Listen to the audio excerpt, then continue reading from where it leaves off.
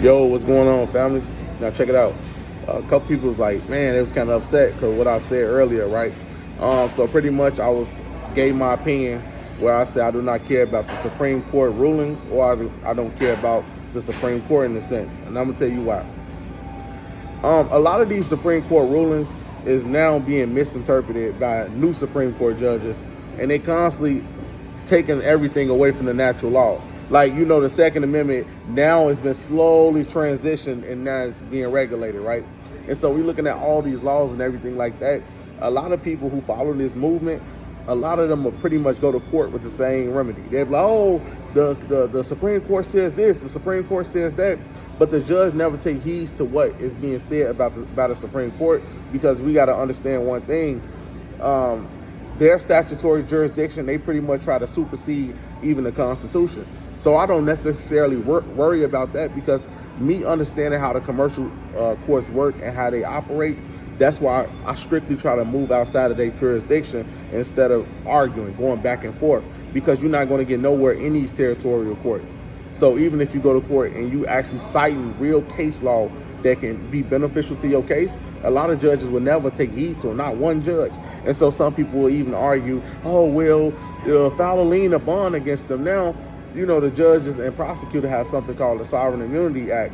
So when people file liens and bonds against judges and public officials, I found a man, he did 5 years in prison. Now, was he in a private? No, he was not. But he just filed liens against public officials, and those liens wasn't even in effect due to the fact of the judge limited immunity that he do have about a state. So if you guys want to be completely sovereign, you don't necessarily have to worry about the Supreme Court rulings or the Supreme Court laws or anything like that. You just got to focus on one thing, like I always teach you guys, a minimum contacts. Without pretty much coming to, minimum contacts with the police or minimum contact with the court cannot assert personal jurisdiction. Understand this, right? It's two jurisdictions that has to be established before you even go into the court. The first one would be what? It will be minimum contacts. That will be personam jurisdiction or personal jurisdiction, right? Now, once the court meets personal jurisdiction, that's when you deal with subject matter jurisdiction.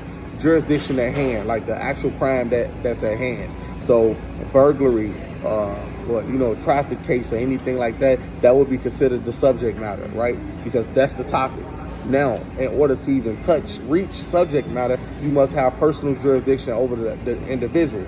That's why it's best to always assert your rights and due process when dealing with minimum contacts, where if you get out of personal jurisdiction, the subject matter wouldn't matter. So say if the person going 100 miles an hour, that's subject matter, right?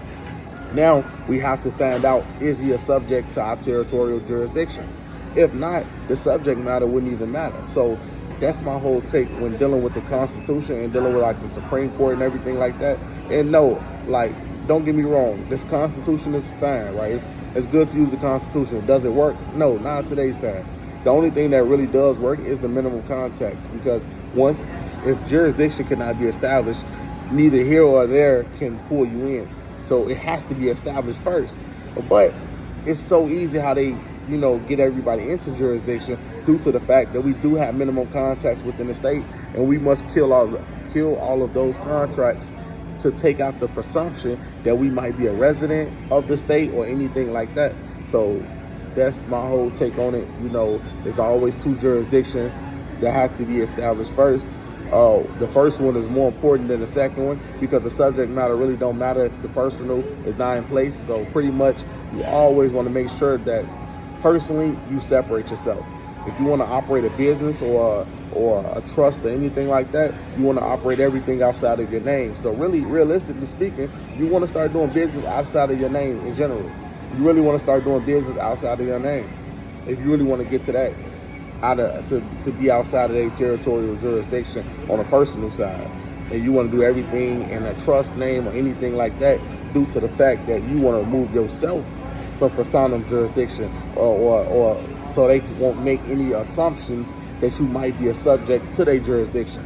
So that's all I had to say. I'm out. Peace and love.